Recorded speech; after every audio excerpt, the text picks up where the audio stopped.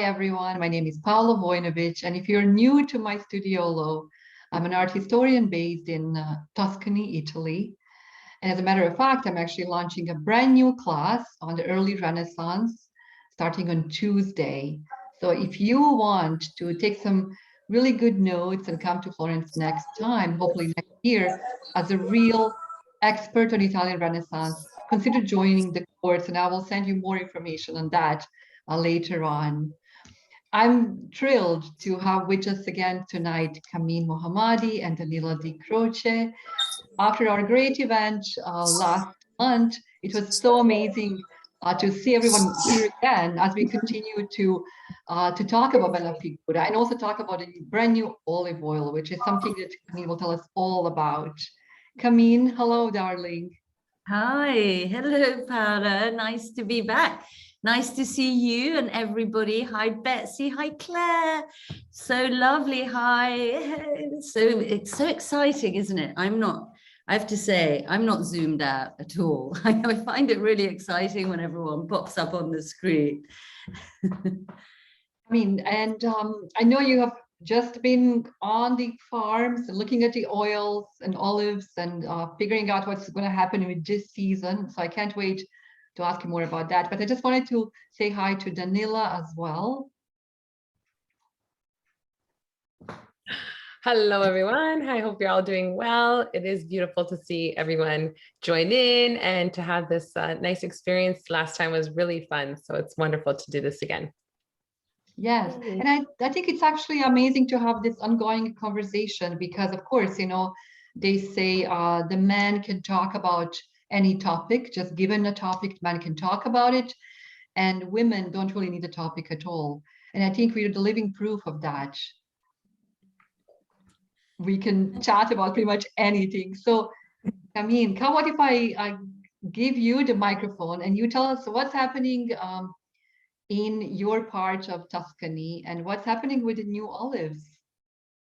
Thank you, Paula. Good. Well, thank you very much. So everybody, I see so many faces here, friends and, beloved readers, students and new friends. And I know some of you have actually tried my olive oil. So I know you know about the new oil. But in case anyone doesn't, should I just quickly run us very quickly, Paula, through a little bit of why we're even here worshiping the olive tonight and celebrating? Wonderful. So, as you will know, if you've read my book, Bella Figura, there is a whole chapter on olive oil in here. And one of the things that I discovered, but when I was in Tuscany, but it was a rediscovery, was olive oil as a kind of health remedy, almost, a medicine. So back in London, way back in my 20s, I had suffered for a while from candida, which if anybody has had that, it's terrible. You can't find any kind of cure for it, all of this. And somebody had told me as part of my cure, which was eliminating all sorts of sugar, was to drink a spoonful of olive oil before every meal. So that was the first time that I did it. And I remember running around London trying to find some olive oil that was kind of palatable because, when you have to drink it, that's the taste is, you can't get away from it. So, but it had helped. It had rid me of my candida and it had been part of a whole system of remedies, but, olive oil had been part of that. So I sort of already had this experience. Anyway, years later, I wind up in Florence. As readers will know, so I won't bang on about it too much. I was suffering a lot of the modern malaise. I had no energy. I piled on weight. My skin was terrible. I was tired all the time. I was kind of sad and depressed. But came to Florence. Lots of things kind of got cured just by being in beauty and, Italian lifestyle. But when someone kind of commented on how terrible I was looking, I kind of ran to my, my best friend, Luigo, and asked his advice. And he said, he gave me his mother's recipe. Now, I'd met Luigo's mother. She was in her 70s and I had seen her skin, right? So when he said, my mother swears by this, I was going to do that, because she looked great. So this is apparently an old Tuscan or Italian remedy, 4 tablespoons of olive oil. Now it's really interesting. Well, extra virgin olive oil. Now we all hear that, right? And it's really important that it should be this quite high quality, extra virgin, cold press. You want olive oil because that has the most nutrients. Now, I went and I investigated this idea while taking my olive oil, you know, extra virgin olive oil, 4 times a day, like medicine. Now, of course, to be able to do that, again, I went on the hunt for really excellent olive oil. And I met and heard of, for the first time ever, of the first press of the oil, the green oil, the fresh oil. It's the first press, what comes out of that. Now, the olives are smaller, so you get less oil per volume. That's why it's very treasured and it's priced higher, and it has even more goodness than, you know, brilliant extra virgin olive oil. What goodness does it have? Now, some of you I see on here, hello, Karen, hi, Veronica. You've taken my olive oil challenge, right? This is what I did in the book.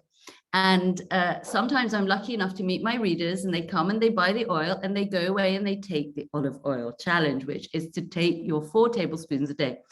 And I promise you, and I had an email just yesterday telling me that, and I get this all the time, after 2-3 weeks, I will get little notes from people saying, you know, people are really commenting on how great my hair is looking, or they're commenting on, you know, how much my skin is glowing. So I know that it works, not just for me, it wasn't a fluke. Now, if you read the book, you'll read about what happened when I drank my olive oil as medicine for 2-3 weeks in a row. You know, I'd been suffering from this kind of stress-induced acne. It cleared up, all the scarring went, my hair was kind of zingy, my skin felt great, I felt great. I felt kind of full of life. So I've been a complete convert to the joys of olive oil ever since. Being a journalist, I did investigate and I did do some research, and extra virgin olive oil, as you will probably all know, is full of antioxidants. We all want that. This is, you know, things such as vitamin E. That's why, you know, we get great skin. Lots of things that I'm not quite sure how to pronounce, so you must all help me. Carotenoids, how does someone, do you know how to say that? Somebody? Yeah, it's the colorful plant pigment that gives like carrots its color, and it's an amazing antioxidant. It turns into vitamin A. I know how to write it. I never know how to pronounce it. But so many of these different antioxidants that would take me forever to list here and to try and pronounce, but loads and loads. And lots of new studies are now showing that olive oil has extra virgin olive oil, has properties, a lot of good properties also for the skin, which is why we're seeing it popping up now a lot in skincare. In fact, this year and last year, I've seen a couple of beauty brands, you know, one fronted by a famous celebrity, launching their own little drinkable shots of extra virgin olive oil, marketing that as a beauty elixir. So, well, we're ahead of the game, right? Because we've been drinking our olive oil for a little while. So this olive oil is amazing. It's great for a whole range of diseases, lowers the risk of heart attack, brilliant for cardiovascular disease. It even seems to delay the onset of Alzheimer's. You know, there is so much research out there if you wanted to look it up. There is some of this research appears also in my book. Some of it I was allowed to keep in. And, you know, the reason why it worked really well for me when I had this stressed out, sort of burnt out sort of body and health issues and energy levels and all of that, is because actually olive oil, in studies, it's been found if you replace normal oil with olive oil for something like a month, they find that visceral belly fat gets reduced. So actually that kind of muffin top that happens when you're very stressed and you have long-term cortisol, and then you kind of pack on weight in the middle. And you think, oh, I'm middle-aged, and it's not really that. It's just because actually you're in kind of fight or flight all the time. Olive oil really helps to break that down. So it's interesting, you know, on so many different levels. So I was a convert. I found that it really helped me to kind of come back to life, rediscover myself. So being an enthusiast of olive oil, and then like many people here, you know, as soon as you have a piece of land or live on a piece of land, probably someone is farming olive oil right next to you, because, you know, people have their olive oil trees, you know, they might have 10, 12, whatever, and they will pick them and they will harvest them and they will press their own oil, right? It's kind of normal here, a bit like people used to have their own vines and make their own, and still do make their own wine. It doesn't have to be a big production. It's kind of really a part of life, right? Everyday life. So I got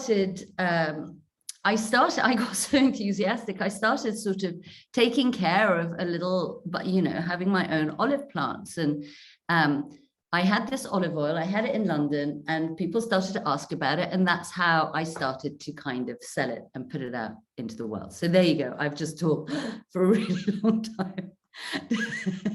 Does anyone want to say anything?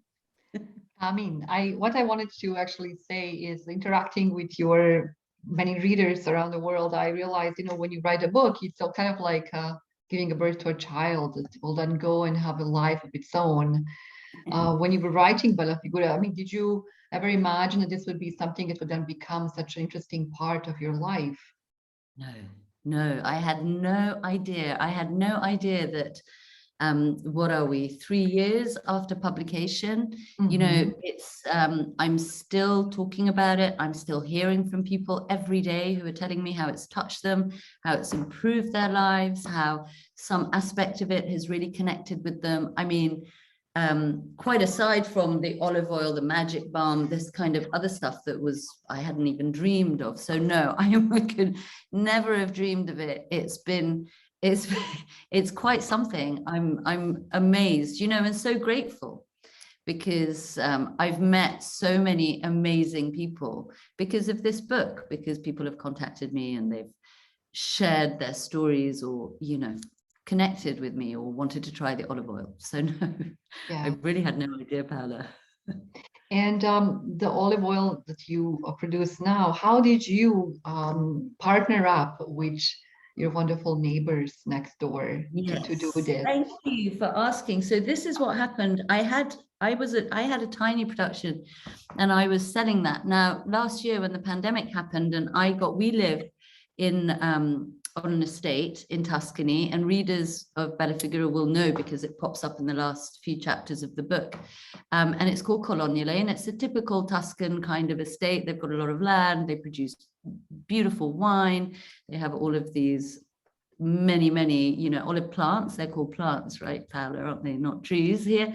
So, you know, typical kind of farm, you know, gentlemen farmers, I guess, with their villa and their business. And they're wonderful. They're old friends of the family, old friends of my husband's. Now, we live here in the middle of the hunting reserve. So we live literally kind of in the middle of the valley. The river is just there. The mountains are kind of there. And in front of us is a vineyard, and it's the mountains are behind. So I live with these hundreds and hundreds of beautiful old olive trees, right? Plants even. When I got grounded for the pandemic, I must say I was and still am really grateful, because, you know, I got to really spend time here, which I never used to be able to. You know, I was always on a plane going somewhere. And I saw how much, you know, the business of our landlords suffered, as with everybody. You know, they, especially with the agriturismo and, you know, no tourists coming in. Their oil is absolutely the best that I've ever tasted, much better than anything that I could do. And you know what really convinced me is I tasted the oil that was harvested from plants across the street from some of theirs, but they were harvested by somebody else. And the taste, there was just no comparison in the taste. And I just thought, well, you know what, these guys, they've been here for generations. They know what they're doing. The connection with the land, the way that they have that tradition ongoing, you know, it's not as simple as just pick the olives, take them to the frantoio. You know, there is some kind of art. So I decided to partner with Coloniale. The estate is called Coloniale, to help bring them a little bit into the world also. I mean, they produce beautiful wine, and you can get that in America and, you know, Europe. But the olive oil, so I went last year and I just did that the other day, and I tasted the oil from every day of harvest. They have a lot of plants, so they harvest for several weeks. And last year and this year, I picked the oil that I particularly like, and that one is bottled. This was it last year, bottled, and this is their label. So you have all the Coloniale information, and then we have a little Bella Figura selection sticker on it. So this is sort of oil that was exclusive for, you know, my people, because this was from the 19th of November last year. That was the day that I picked. It was delicious. I've just done the same. So I'm waiting for the new harvest to be bottled for me. So that should be ready in the next couple of weeks. But meanwhile, I picked the very first press. So the first press is the first day, the first couple of days, the first press of the olive. So that's the green gold, right? And it's a big thing in Italy. And I don't know that we know that much about it in the rest. I wasn't aware of this in London, you know. And it is delicious. It's like an event. You know, when the new oil comes, it's like a party. Everyone is, you know, that's what everyone's up to right now, sitting home with hunks of bread, a little bit of salt, and, you know, vats of kind of new oil anyway. So I begged this from them so I could show you guys. And I've had to fight my family to not have this, you know, get drunk in the last few days. Can you see? There you go. Can you see the color of that? Isn't that amazing? So that's the green oil. Now, the oil that I'm having is not the first press, but it's, you know, it's slightly more golden than that, just as good. So that's the one that's going to be the selection this year. So that's going to be ready for us in the next couple of weeks. However, the harvest is really down this year. I mean, that's the thing, you know, olives, I think, also remind us that, you know, we live in nature, we're part of the world. You know, that's why I really love that these plants are from, you know, where I live, where I hang out. You know, I always kind of say, this is all of our energy, you know, goes into these trees. And they've suffered this year. You know, Paola, we've had such a strange year weather-wise. There was that big freeze in April. In May, it rained a lot. The olive blossoms, they fell off. Then they, you know, re-blossomed, but it was late. July and August were really dry, so they didn't grow so fast, you know.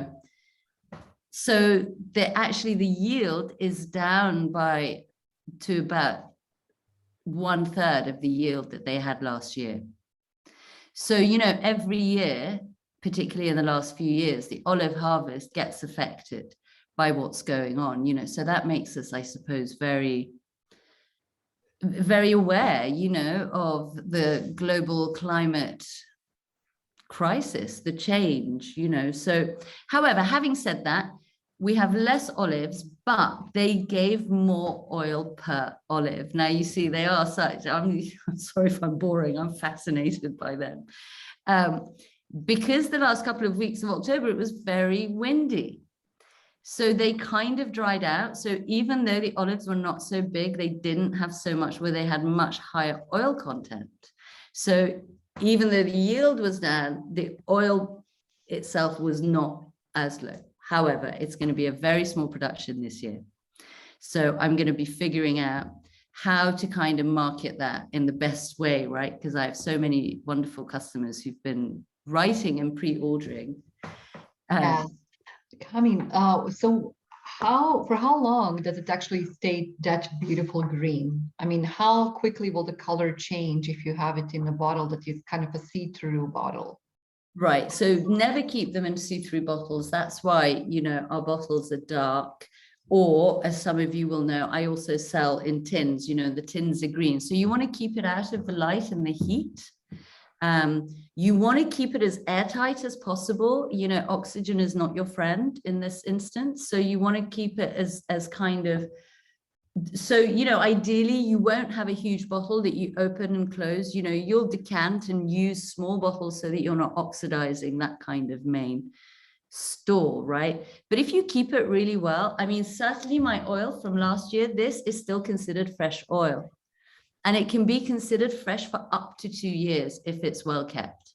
So if you keep it in the cool, dry, away from the sun, and you don't kind of let too much air into it, it will keep. However, I just always think when you have this one, just enjoy it, you know, just enjoy it as soon as you can. Enjoy it while it's still fizzing with all those, you know, goodies. It's incredible. It's incredible that you can actually have such an wonderful meal just by some fresh bread, unsalted bread, a little bit of salt and olive oil. I had many occasions when that would happen in November in Italy, and it's kind of hard to describe. Yeah.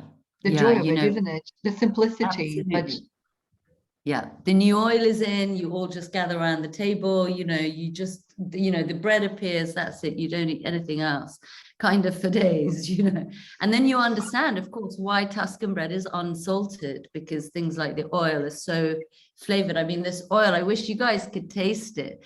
It's so full on the palate, but so peppery, you know. And this actually, and in fact, the one that I selected, which is, this is the 26th of October, and I selected the 28th of October. So it's like the third press or something, the oil I'm gonna have on my label. But it hits the back of your throat and it just sort of goes on, you know, it just kind of develops, you know, like a wine. I mean, it's amazing. Interesting that Tuscany is so good to us, and we have the olive, the oil, we have the wine. I mean, it's just incredible, and just how much of their daily life revolves around that. I really wish we can all sit down around the fire and try your new olive oil, Kamin. Maybe one day that will happen too, you know, we will have a special gathering in Florence in time of vendemmia. Inshallah, wouldn't that be great to have, well, you know, to have everyone come and stay and do a little bit of the frangitura together, you know, go and shake out those olives from the trees and see them go off to the mill. You know, and it is, Paola, it's the bounty, but also the way that they keep tradition. But, you know, the press that we use, for example, it's not an old wooden press, but it keeps it's the traditional way, but with modern versions of the machines. So you get an even better oil now, actually, because they really can make sure that it stays cold and it's not oxidized. So I think we are really lucky here, right? Because the innovation just kind of makes the traditional stuff better. I mean, tell us about the frangitura. I mean, how does that happen? Let's say if you decide on a specific quantity of oil, how many kilos of olives you actually need? What is the proportion? So I think that more or less you can say that a kilo of olives makes like a liter of oil. Okay, so there's that sort of, yeah, more or less, you know. So here, because they have many, many, many plants, they start trying it out, testing out about, you know, Cesare, who is the one on the estate who takes care of the olives, you know, they'll come out and they'll look at various trees, they'll keep an eye on. And obviously you have to really work with what's going on with the weather, right? Because you can't be picking them when it's raining. It's been very, you know, so they paused actually the frangitura for like 10 days because it was raining a lot. Because if the olives get damaged, you know, if they get wet, they get damaged, right? So you're literally throwing them away at that point. So, you know, it's very, you know, and I love this because it just takes us right back to the earth, the soil, you know, how the weather is, what the conditions are today, how much you can actually harvest and how much you can't. So here the harvest goes on for 3 or 4 weeks because there's a lot of plants, and also because we go from about 300 to 500 meters, so they mature at slightly different times as well. And like I say, olives are sensitive, right? One on this side of the road tastes different to one on that side of the road. Who knows why? Because they face different ways or whatever. Here it's all done by hand. So the same way as always. And you know, you when you travel around Tuscany at this time of year, you see it, don't you? Those nets that are thrown out under the olive trees. And often they'll just be like a couple, you know, maybe an elderly couple who've got a little small holding, and they'll be there with these things, you know, kind of getting the trees down, getting the olives down off the trees. It's very nice. And you know that, you know how that is, Paola. It's very part of everyday life here. And that's what I find really appealing about it.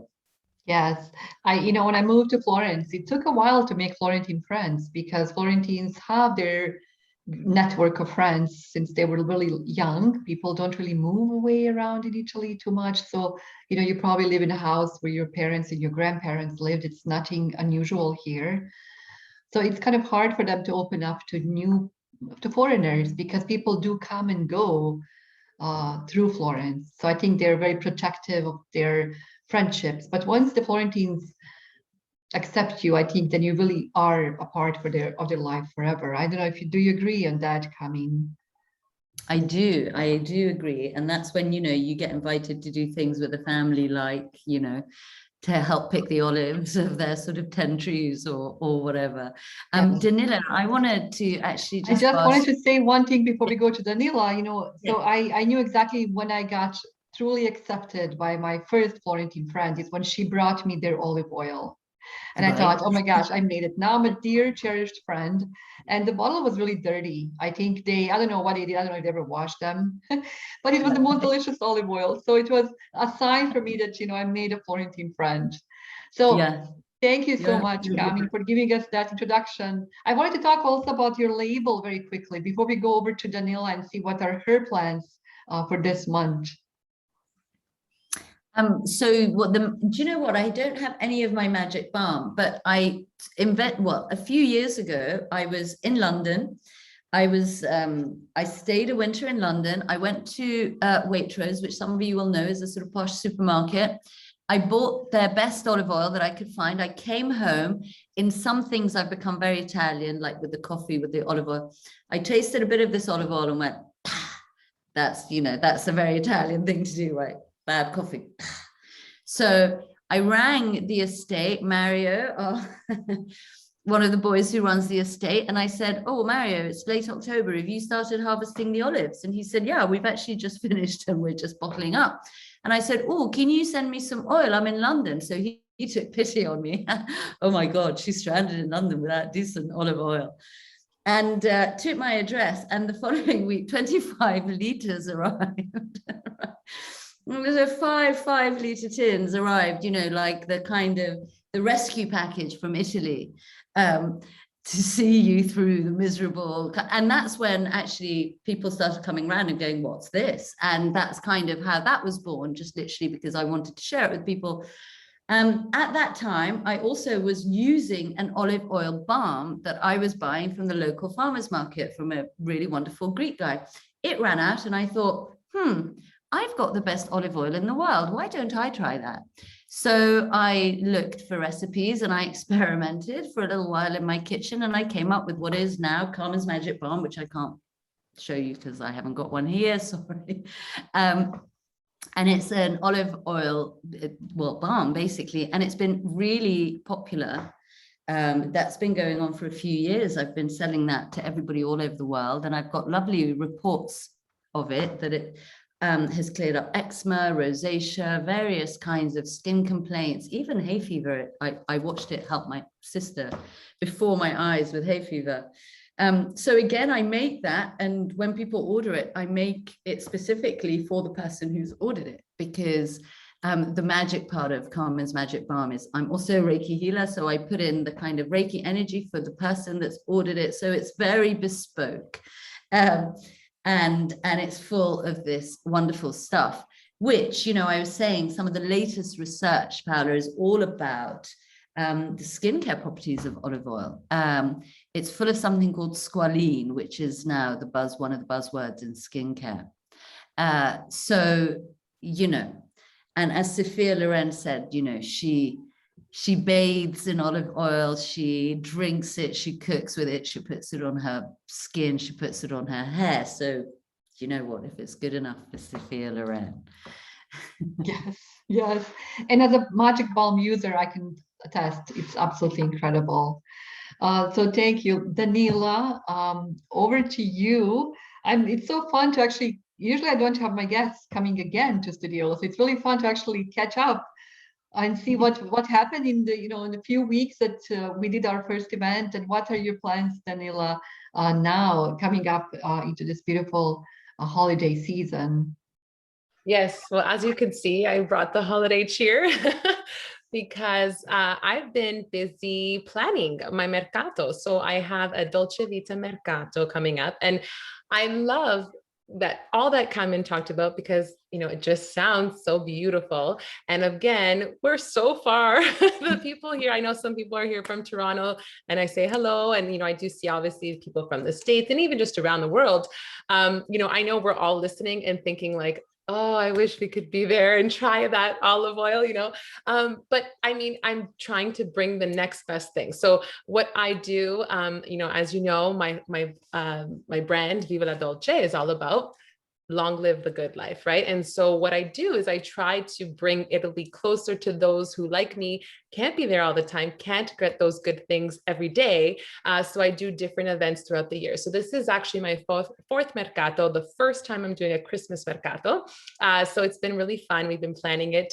And actually, I have been reading the comments, and I have a few people have asked, Kamin, how do we get it? So of course you could go to your website, but we were actually going to have it at our mercato as well.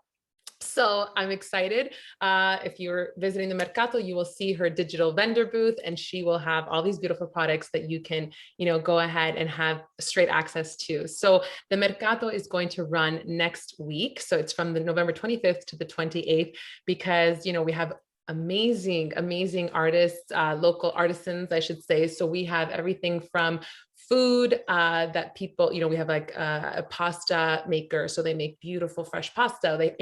It's all stuff that obviously can be shipped around the world. We have another vendor who makes beautiful different sauces and just toppings and all of that, Italian style, of course. So all of the vendors are either Italian, so maybe they import items, or they're Italian inspired. So for example, we have jewelry. One woman makes beautiful Murano jewelry. So for those of us who can't get to Venice, you can get beautiful Murano pieces straight from her. We have also clothing. So I know one of our girls, she actually has some stuff imported and some stuff she makes. So she has like this beautiful cashmere scarves straight from Italy, beautiful leather gloves. So all things like that. We have a few artists as well. And I know that, you're going to speak to the art after, Paula, but it's really cool because we have artists that are painting beautiful different Italian dishes and Italian foods and other really cool, fun things as well. One artist uses like pieces of magazines and just really eclectic kind of stuff. And who else? I mean, we just have so many different people. We have biscotti, so all different Italian culture related items. And and then I should mention, it's not just shopping. So with each event, I like to make it an experience because this came out of the pandemic, essentially. So I had actually thought before the pandemic, I wanted to create a mercato in Toronto. So I figured, you know what, I really missed walking around the mercato. I loved it. It's an experience. You're walking and seeing all the shops, but there's always something going on. There's always the fresh, hot food vendors. There's always the music. Someone is maybe doing some music. I mean, Italy has music all over, of course. So you see so many musicians along the street. So I thought, I really want to make this a full experience, not just shopping. So with every mercato, I always have different cultural experiences. So for this one, we're going to have a biscotti workshop. So we have a beautiful baker. She makes really fine, different cool cookies. So she's going to teach us how to do those. So then, of course, it's Christmas, so you can bring those to your friends and family. And then after, we're also going to have a Christmas sing-along. So there's a lot of Italian Canadian talent here in Toronto, and they do marvelous jobs. And so I asked them, please, can we do some sort of sing-along? Because I know a lot of us miss those beautiful carols. So we're going to have both English and Italian, some of them even mixed within the song. So we're going to have that. And these videos will be like, I'm going to feature them during the Mercato, but you can always also catch it later too. So don't worry if you can't join in right on the weekend. And then after, we're also going to have, and this is my favorite, I always try to do a connection straight to Italy. So we're actually going to have Raffaele Romano. He is from Grand Tour Experience, and he does beautiful tours. So they're virtual tours in real time. So for example, in June, we walked around Capri with him, and it was so cool because the soccer game was that day. So he was showing us the piazza, and he's like, okay, I gotta go because we're gonna watch the match. And it was just so cool because you literally felt like you were there. So I wanted to see, he's actually from Naples. And so I asked him, I said, can you please take us along that beautiful street, Via San Gregorio Armeno? And it's that beautiful street where there's all the nativity scene figurines. So if you're not familiar with it, it's known around the world. It's one of the most hottest tourist spots. And it's literally a street full of nativity scene items. So people are making them, they're, the local artisans are hand making all these different figurines and other things too, but it's really known for the nativity scene. So I thought, how fitting, it's Christmas time, we'll take a look at that. And of course, he's going to take us around Naples. I said, please show us anything else that's going on for Christmas. So he'll take us around. He has it like he's an archaeologist. So he loves to teach as he gives these tours. So you learn so much. So that's going to be on Saturday at 11 a.m. Eastern Standard Time. So, figure that time depending where you are. And this is all free. So it's just a matter of going to the website, signing up. So you get, the email link, and the website is www.dolcevitamercato.com. I'll write it in the chat. And yeah, so I actually see someone said, is it an in-person event? Maybe eventually, hopefully I would love to do that as well. But with COVID, we'll see. But for now, it's online, and it's nice too, because we have vendors from around, like a lot of them are from Toronto, but we do have a few from the States and whatnot. So it's cool. It's a cool connection, just like this, just to share in the Italian culture and our love and our passion for it. So it's been a really nice experience, and I look forward to inviting everyone, and again, Kamin's items will be there. So it's like you're straight away, you can get them right away. So there you go. I love this, Danila. I mean, I can tell your passion behind this. I'm sure it's a lot of hours of your work to make this, to put it all together. So basically, all the people need to do is just register on the website. Please pop in the website in the chat. I will also include it at the end in the email when I send the recording of our event for those that are watching later on. All they need to do is just register online, and then they can kind of look through all of the vendors. And then when they order things, let's say they ordered Kamin's oil, what happens? Then the order comes to Kamin and she has to ship it from Italy, right? I mean, right. It does. Yeah, so you buy, so the site, I should mention, it's also on Instagram. So in terms of the shopping portion, you'll be on Instagram or the website. But for the events, that's why we ask you, go to the website, because if you go now, for example, you can register for the tour and you can register for the cookie workshop. So once you go to the main page, you'll see all of that. And if you don't, you can navigate through, it's all there. But yeah, once you purchase something, you're going to be purchasing directly from the vendor themselves. So you can, ask questions or work it out directly with them, because I know each vendor sort of has their own time frame for shipping and whatnot. So you'll be working directly with them. Wow, that's amazing. Well, you're putting something really extraordinary together. And I will be watching, I will be keeping an eye on all of this. It's a lot. It's true. Everyone says, my goodness, how many hours? And I said, to be honest, I don't know, because to me, it's actually like, how people paint to like relieve stress? I do this. I organize this, but believe it or not, to reduce stress. I don't know. It's fun. And I don't really notice. It is a lot of hours. Every night I do a little bit here and there, but it's nice. And I always love the reaction, because, people are always saying, oh my gosh, like, this is cool. It's like, it's a little mercato. It's a little Italy spot kind of thing where we can all connect together. So that is always nice, nice to hear, to see that other people had that little trip. I say we can't get on a plane just yet. Well, now we're starting to, but at least this way we can do it virtually. So yes, absolutely amazing. I wish you lots of success with that, and I look forward to hearing more about this. Maybe when we do another Bella Figura 3 or something like that. Before we look at the questions that are popping in the chat, I wanted to maybe talk a little bit about art, of course, art history, which is my only love. And I was really trying to think about the olives and olive oil and art. And I couldn't really find, I was thinking about the paintings that let's say, that are maybe in the Uffizi gallery or that I see on a daily basis. And I thought, wow, there is that really interesting absence of, first of all, olives in art. I think the reason for this is because they would actually be used most as a symbol, the symbol of peace. So sometimes they would have pigeon or dove with an olive oil branch. Sometimes I forgot to pop it in the PowerPoint, but there is a beautiful painting of the last Medici member of the family. Her name was Anna Maria Luisa de Medici. And there's a beautiful painting of her in the Palazzo Pitti with her husband. And she actually has an olive branch in her hand. So I think there's a kind of that olives as a symbol of peace and goodwill, more than something you would actually have on your table. But as I did my research, I went, first of all, I came to this book, which is kind of like my Bible on everything to do with the Renaissance. It's the notebooks of Leonardo da Vinci. So what Leonardo da Vinci did, he was, as we know, multi-talented in so many wonderful ways. But he actually said that each one of us should have a piece of paper and a pen in our pocket at all times. He said, you have it handy so you can record your thoughts, your ideas, and also sometimes sketches of the people that you find interesting. And he says that's something that Leonardo did faithfully throughout his life. He couldn't speak Latin as a young man. He was trained in Latin. So what this means to us is that the ideas that he does have and he records them in his notebooks are really his own. Later on, as he teaches himself how to read Latin, he then starts changing these ideas because he thought, okay, someone knows more than he did. So sometimes he actually goes in the wrong direction then, that he's taken on by the people who were not as brilliant as he was.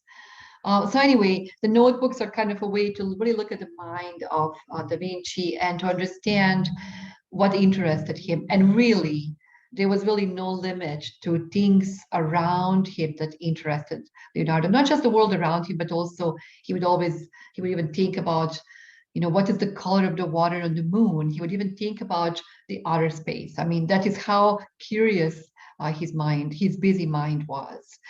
So I wanted to will share my screen to show you what I did find in the notebooks, which was quite, interesting because we get to see, this is supposedly Leonardo's self-portrait, but maybe it could just be a portrait of an old man, really, because he was fascinated with the aging process and how our bodies change over time.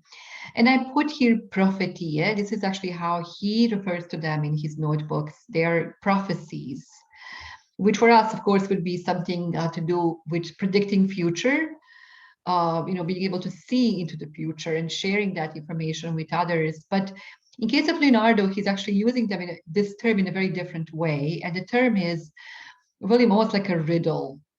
And I almost right away, I called my professor, my dear professor at Syracuse University, who was my mentor, and I was his assistant for a long time, who was actually Leonardo's scholar. And I want to discuss these prophecies a little bit more.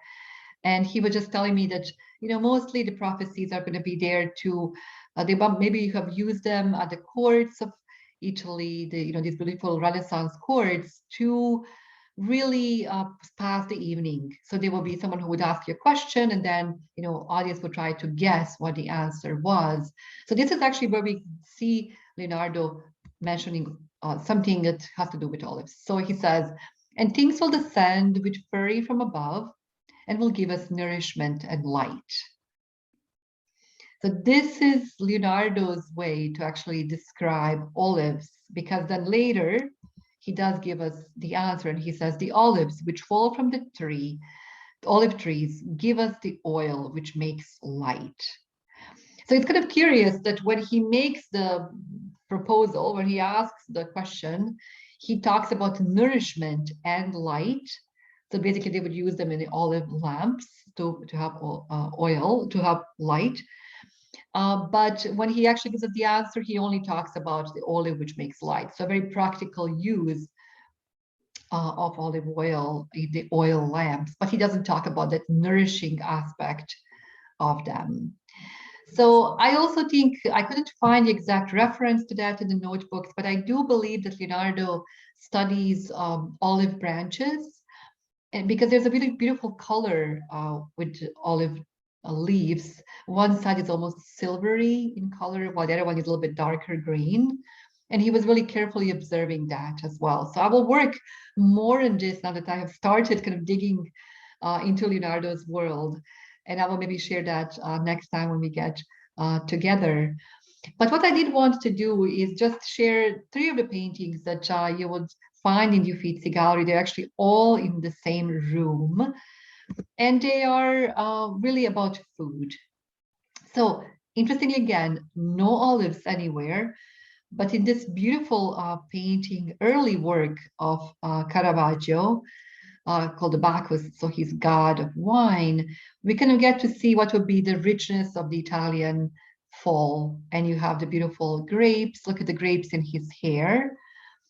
They're all kind of varieties, and even the beautiful leaves that are there on the head of this young model. And then, of course, the red wine, and then this beautiful basket of fruit.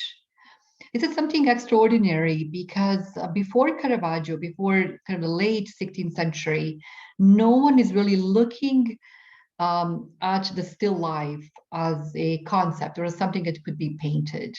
So it's a different theme that Caravaggio actually will introduce in the works of art. And as you can see, this beautiful basket, you see that there are all kind of beautiful goodies that would actually be on a table in Italy.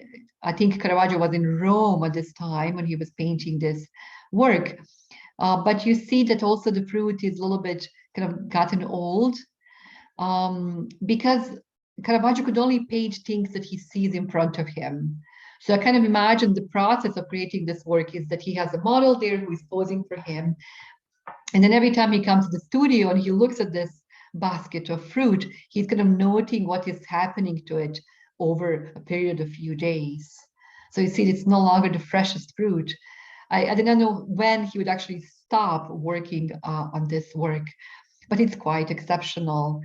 And when Caravaggio does this, everyone in Florence, you know, they're kind of far removed from this world of still lives. And it will take a little bit, a few decades, for the Florentines to catch up on this. And actually, in that same room in Uffizi where Caravaggio's work is, you have these 2 really interesting paintings by an artist called Lempoli. His name was Jacopo Chimenti.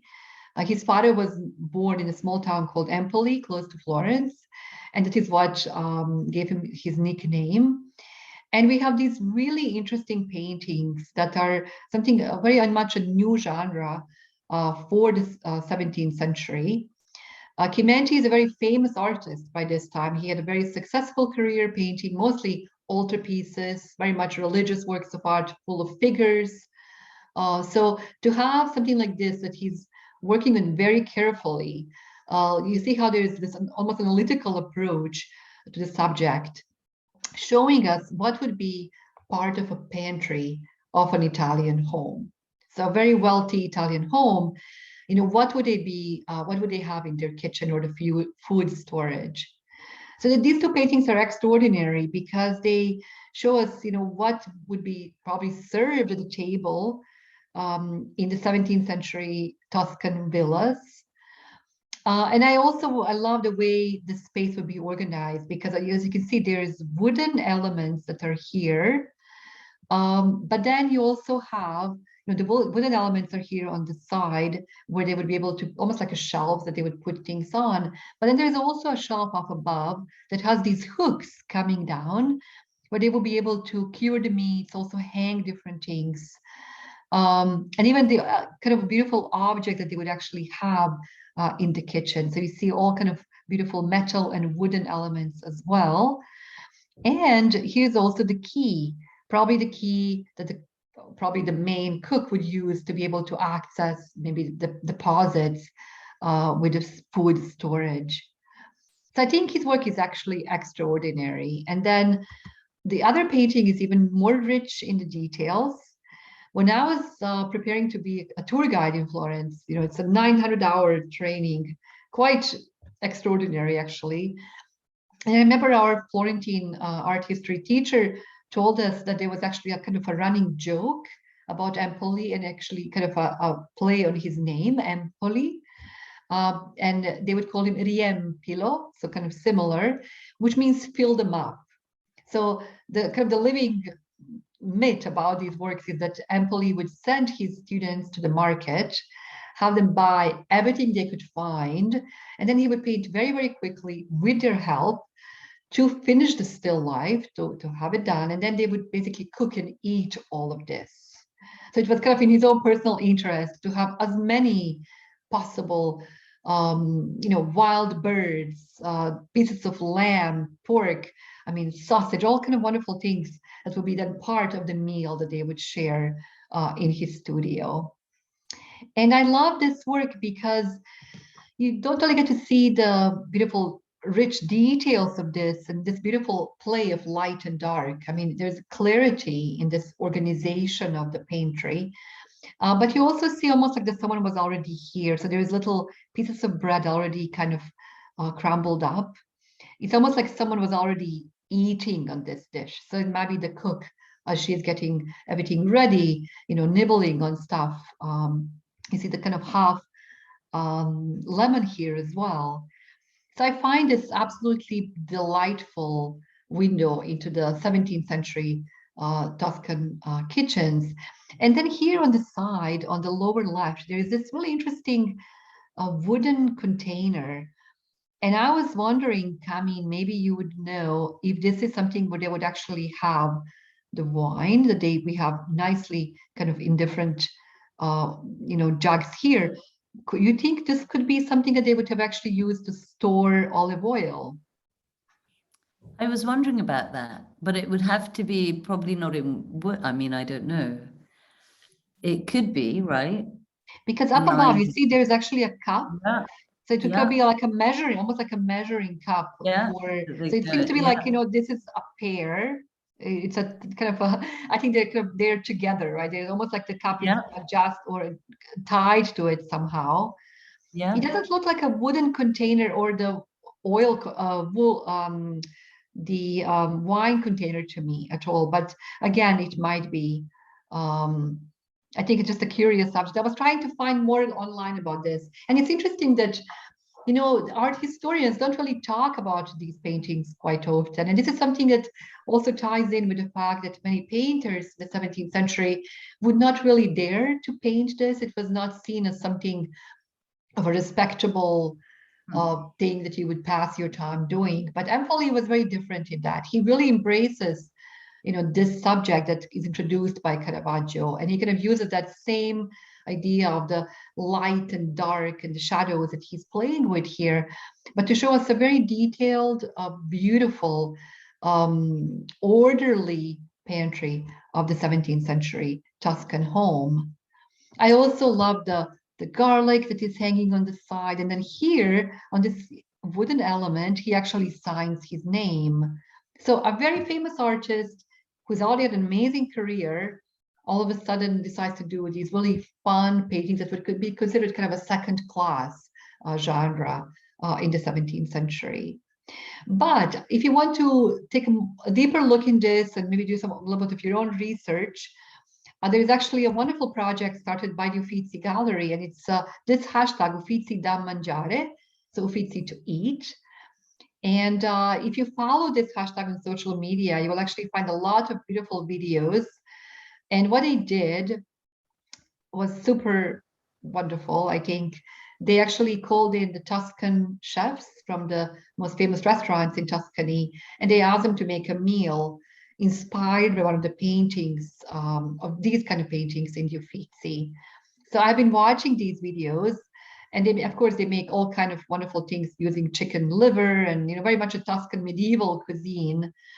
But as I was watching the videos, I realized actually when Uffizi did these videos was when they actually had the lockdown here. So it was a really lovely way for people to connect maybe to their favorite restaurants and think about the food and think about what they would be eating, next time they're actually able to go out and, enjoy the real life in real restaurants in Italy. So a really lovely project. I hope you can, enjoy this, and it will give you a little bit of, things to do at home if you want to dig deeper into this subject. So that's all I have. I will be on the lookout for olive oil and olive paintings around us, from now on, I promise. It's fascinating, isn't it? I bet you come across some now, Paola. Yes. Someone sent me this the other day, I think because they saw that we were going to do this event. Oldest bottle of olive oil in the world, dating back to 79 CE, 2,000 years old. It was found in Pompeii. I don't know how to look. There's still some residue of olive oil, solidified olive oil in there. That's amazing. Isn't that amazing? 2,000 years old. It's almost like a relic. Right? Yes. And next to it, there's some carbonized bread. So they were doing the same thing. We're not doing anything different, isn't it? And, going back to the Florentines, I was talking to someone who actually had a very, very well-known leather shop in the city. The family's been, having this leather factory for a long time, selling beautiful purses and all things you can imagine of leather. And he has a beautiful shop in New York, and he's in Park Avenue. And when I was visiting with him, it was actually in November. And I was looking at this amazing shop and what they created in New York, really impressed with what they were able to do in the US. And he looked at me and he said, I cannot believe my family left me in New York. I mean, we are now in November and there is a vendemmia. Everything is now happening and I'm not in Florence. I'm not there to try tartufo or the new olive oil. He was literally a grown man, almost in tears. So I think that sums it up, how much this time of the year actually means to people in Tuscany. Yeah, it's very bountiful, isn't it? It's very bountiful. It's a very delicious time of year. Yes, I cannot believe that an hour has gone by as we were just chatting away. Let's look at the questions. Maybe Kamin and Danila, can you look at the questions and see if you want to address any of them? I've been looking as we go. I just want to warn everybody, my computer, I'm trying to get my charger from upstairs, but if I go away, I'll come back. But yes, I have been looking at them. So a few questions regarding the oil. There was one interesting one here. How many kilos can be made from one olive tree? I think you sort of touched upon that. And also a couple questions, I think, about the balm, like how to use the balm, the magic balm. And then there was a few I already addressed about the Mercato. It is online digital event, and I put the link up.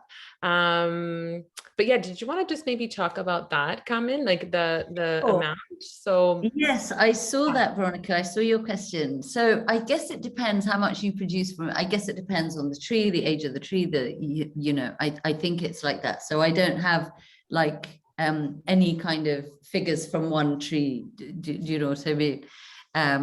But I do know, I can tell you that they have several, they have a lot, they have some tens of thousands of plants here. And this year they've produced 25,000 kilos of olives. And last year it was 80,000. So you see it's a really dramatic reduction this year. And it happened this year also with the wine, because we had a terrible spring, which was frozen all through April. And a lot of vineyards have really suffered, particularly in the north of Italy, I believe. They've been quite lucky here. They lost one vineyard, but they have several others. In terms of the balm, you can use, I wish I had some with me. I'm so sorry that I'm completely out at the moment. I make it pure. It's completely pure. It's just this oil. And I really do use the good oil. And I mix that with some coconut milk, coconut oil that is made by a friend of mine in Bali. And I put a little bit of organic beeswax from a farm in the Cotswolds to give it a bit of, to make it more solid. And you can use it everywhere. So I started traveling with nothing else because it's solid. You could take it, through your hand luggage. I always say you dig out a little bit because it's kind of solid, but it's, you can dig out a little bit and just melt it, put it all over, use it all over. People always find their favorite sort of uses for it. I also, with the unscented one, I also use it to take off makeup. So I'll, melt the makeup and then take a hot cloth and take it off. And it's brilliant at just getting rid of all of that residue. And I mix it with Epsom salts and use it as a body and even a face scrub. And you could do more. I mean, you could introduce coffee grounds, you could do all sorts of things like that. I've also in times been known to sort of massage my scalp with it at night. So it's completely versatile. You can do anything with it, really. So yeah, it has a lot of uses, body, lips, whatever.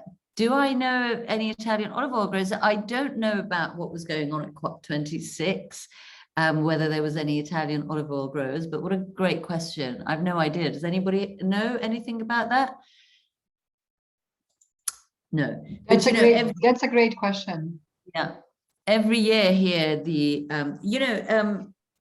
Tuscany particularly still is, this is where we are. It's still very agricultural, where the area that I am is particularly kind of rural. So like I say, lots of also small holdings and again, it's very much kind of living close to the land. Of course, there are some very big producers around, but most of the producers here are small farms, family farms, really, who've been making their oil and their wine and rearing their cattle or whatever, and making their cheeses and having their honey or whatever for generations. And, for me to land here and to really have that reaffirmed, having now not left here for nearly 2 years, just to have this, it feels to me like the greatest luxury to be able to, have honey from the beehives that are literally across from the gate in the woods, oil from here, the wine is from the vineyards out there. I have a little vegetable patch. There's the guy with the chickens down the road. And I feel like we can all, to some extent, aspire to that. That's the sort of Bella Figura way, right? To find those small producers that can connect us with what it is that we are eating or ingesting or using, right? And wherever that is in the world, right? So I think that's kind of the spirit of it. And I feel like something as simple as olive oil that we all use, we all have in the kitchen, it's kind of a reminder, of that connection, of that just simple bounty and connection with the land. I wanted to say, that's a beautiful point. And I think it's even more important for those of us who live on the North American side, I should say, because it's very hard to find. I mean, you could find it here, but obviously it's not as readily available. And so I think that's why these opportunities are so important, and even that's part of why I do the Mercato, because there are a lot of good vendors, but sometimes we don't know because we're so used to going to the big chain supermarkets, right? So it's all about connecting to those local artisans or, the smaller, wonderful shops and whatnot. And the people are usually doing like you're giving us this high quality product. And so it's really important to kind of connect to that old familiar, right? Kind of like what our grandparents maybe did a bit more, which is still relevant. We just forget. We forget with our everyday life, it's natural.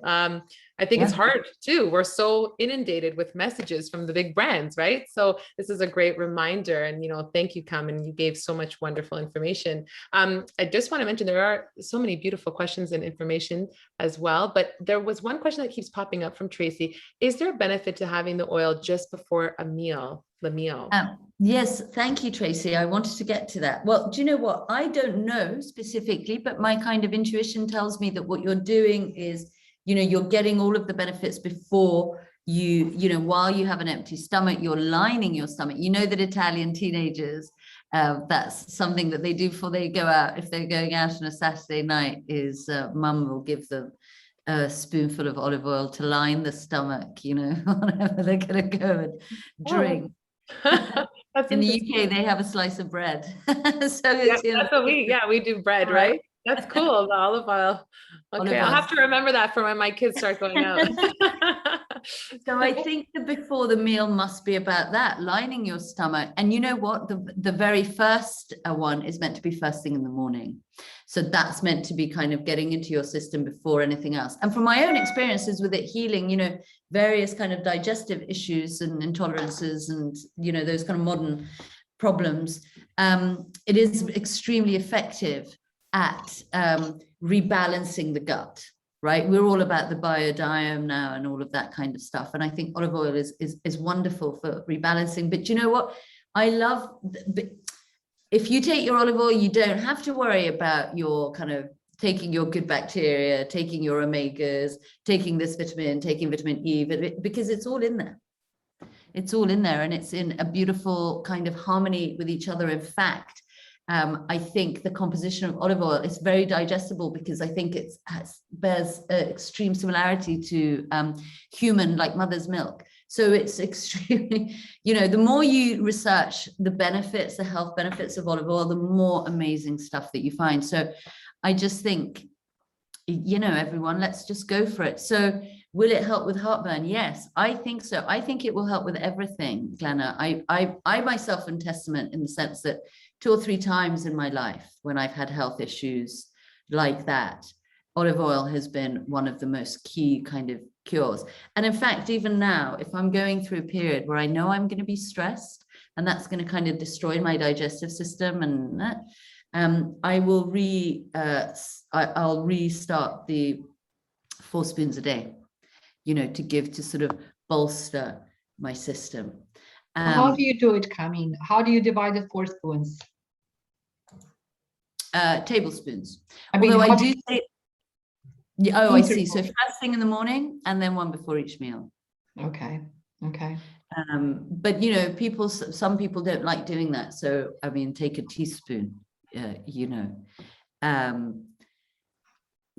So you know, these are tips. I want to give one last tip, just because, you know, obviously not everyone can. So people ask me this a lot, and I'm going to do a workshop. I was doing them in real life before the pandemic. It's going to be harder online, but I'm all about also teaching people how to recognize really good, superior extra virgin olive oil, because, you know, once you kind of even go near the sort of olive oil business, what you realize is there's more inferior and mixed and adulterated olive oil on the market than the real stuff. So you need to make sure that what you are getting is the good stuff. Otherwise, you know, don't drink it 4 times. You know what I mean? And actually, there are some, you know, really easy ways to know that. First of all, just look for the smallest producer that you can find. Go for single estate olive oil. So don't go for a mix, you know, Italian olive oil. Don't go for Tuscan olive oil. Go for something like this if you can, you know, from an actual estate, one farm, right? And there you have less chance that the olives have been kind of tampered with or mixed up with, you know, they bring in olives from North Africa and, you know, bulk up that there's a lot of that kind of thing, watered down with sunflower oil, the vegetable oils. And just have a look at the oil, the actual consistency of the oil itself. It should feel nice and thick and not really, really runny. And if you shake your bottle, I can't show you with this. Well, maybe I can show you with the green one. You shouldn't, you know, you really have to do this with good and bad oil to see the difference. But when you shake up your oil, your good olive oil, you should be able to, I know you can't really see it, but you get these lovely bubbles going up quite slowly. Okay. And if you go and if you've got some sunflower oil or something and you go and shake it, you'll see how that bubbles and how quickly they disperse, right? So good olive oil doesn't do anything like that. So that's a tip, you know, going around the supermarket, everyone's going around shaking the olive oil. But, you know, because we all, you know, we all need to be a bit more demanding as consumers. And I think that's how we can influence, you know, the producers. And to try to, honor the small producers, you know, do things like go to Danila's Mercato, you know, these kinds of events where people have really put a lot of time and effort into sourcing people who are, you know, making this artisanal stuff. Hi, Molly. Ciao, Bella. Anyways, well, I thank you so much for everyone who tuned in, and thank you again to my lovely guests, Kamin and Danila. It was really a pleasure to sit down with you and talk more. And Kamin, I might have to just stop by and get my own olive oil in person before I'll save you before some. I'll save you some. before too long.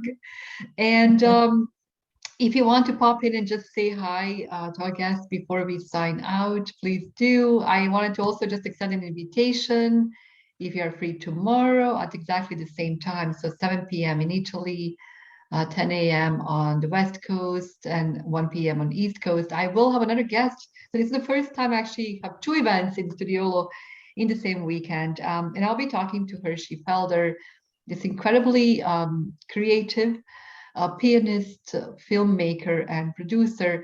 And we will talk about his upcoming film called Dante and Beatrice. And it's a very special project because, for me personally, also because I got to play a little role in this film. I have never acted in of any kind.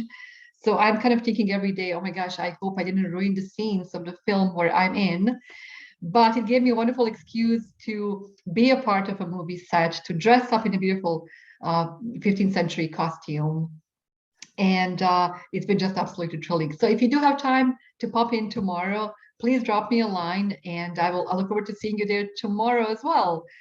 And I hope I'll be able to do something again, Kamin and Danila. If you're up for it in 2022, we can think of another really fun conversation. Of course. I would love it. Okay. Wonderful. And thank you. I've been reading all the beautiful comments. I know, Kamin, you too. And it's just so lovely to meet with everybody. So this is so nice. So thank you, everyone. And yeah, I know some of you said you signed up for some of the workshops and events next week. So can't wait to see you there. And thank you so much. Ciao, And grazie mille. you're welcome. Ciao, grazie mille. Buon Natale e buon anno. Grazie. Danila I took Italian lessons with Danila this summer. You did. How am I doing? Great. That was perfetto. Brava. Brava. Brava, Tracy, brava. Thank you all so much for being here. It's so delightful to see all of these faces, some familiar, some new, some faces to names I've known.